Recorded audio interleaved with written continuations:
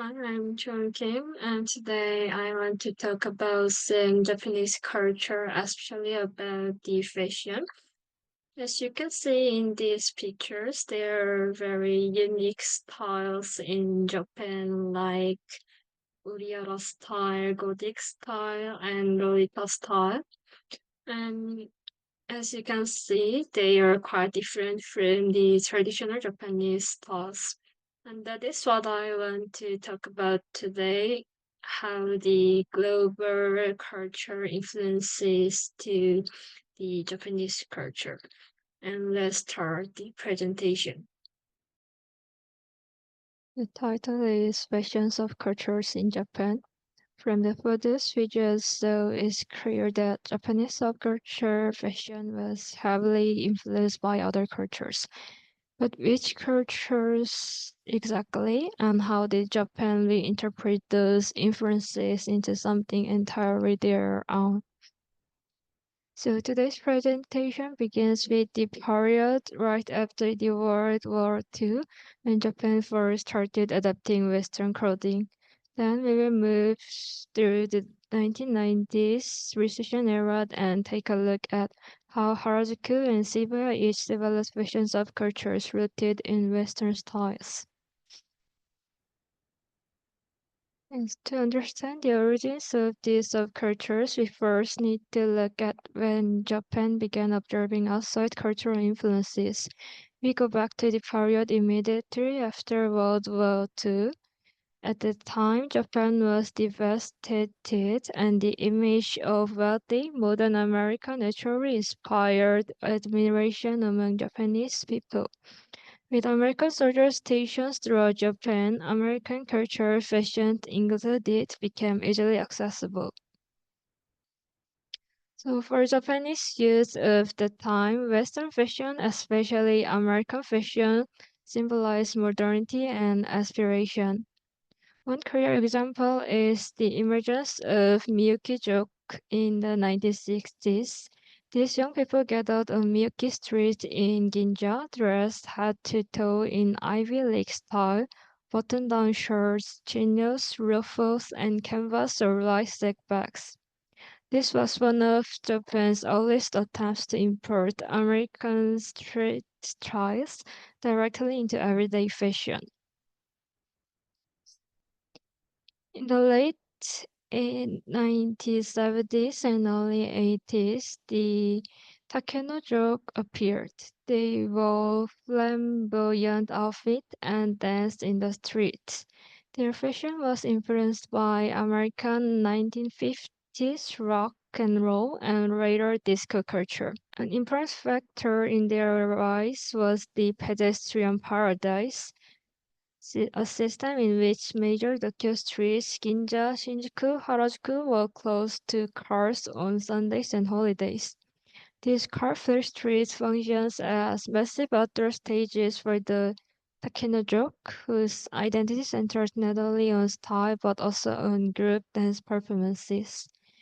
However, due to noise, crowding, and complaints from local residents, Harajuku's pedestrian paradise was abolished in 1998, which led to the decline of the Takenoko. And the 1980s were Japan's golden age, the bubble economy. People had money to spend, and high-end Western brands as well as Japanese designer labels like Comme and Yohji Yamamoto flourished. But after the bubble burst in the early 1990s, society was hit hard. Ironically, this period of loss and uncertainty gave rise to the golden age of Japanese street fashion.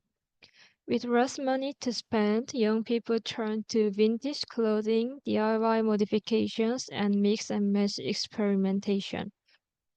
Two neighborhoods, Harajuku and Shibuya, each reinterpreted Western influences in completely different ways, developing the subcultures we recognize today. So let's talk about Harajuku subculture first.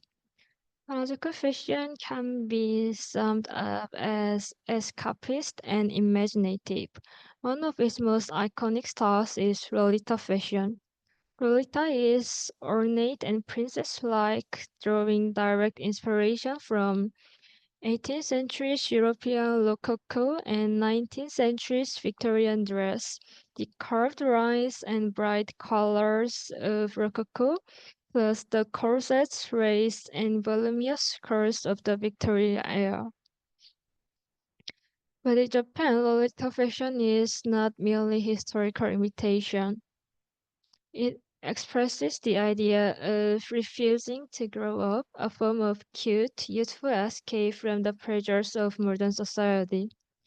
And there are various sub-styles in Lolita fashion, like sweet Lolita merging Lolita fashion with kawaii culture, and Gothic Lolita blending Gothic elements with Lolita fashions. For many wearers, these are not costumes but everyday clothing. Harajuku fashion was associated by British punk rock. In the 1980s, Japanese rock musicians were heavily influenced by Western glam rock and punk icons like David Bowie and Sex Pistols. They believed that music is not only something you hear, but is something to you see. Yeah, it's something you see.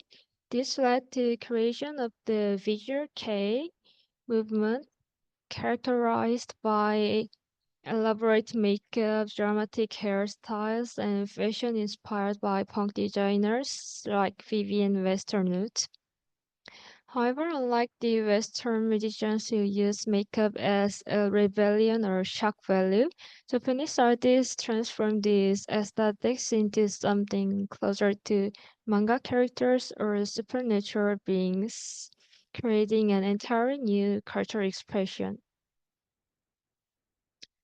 And next, I will talk about the Shibuya's subculture, Gyaru.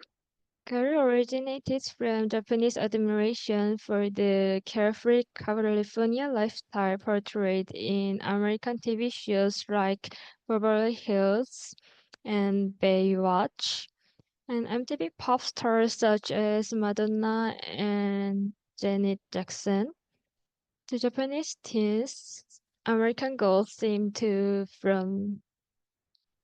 free from the strict school laws, surfing on beaches and living boldly.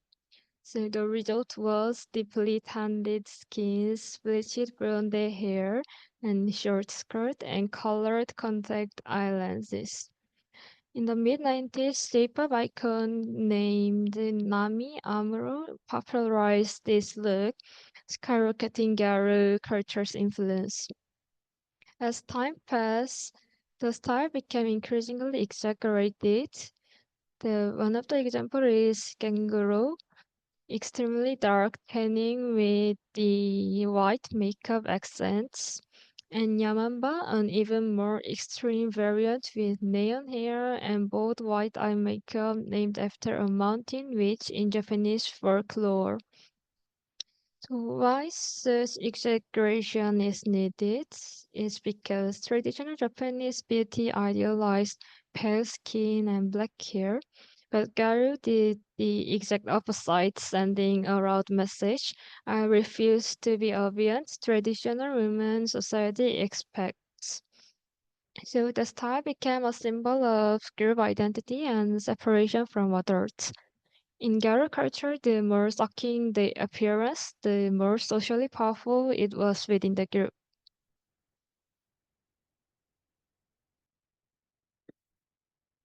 To summarize, after World War II, Japanese fashion increasingly absorbed Western influences. As Japan's fashion scene expanded, various subcultures emerged, like Lolita borrowed from European Rococo and Victorian fashion, and Visual Kei drew from British punk and glam rock, and Garo was inspired by Californian and hip-hop aesthetics. But Japan did not simply copy these styles, they reshaped them in their own ways.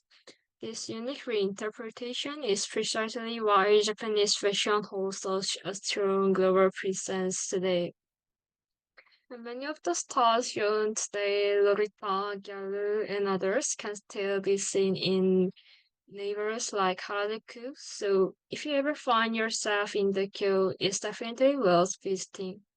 And this concludes my presentation. Thank you for listening.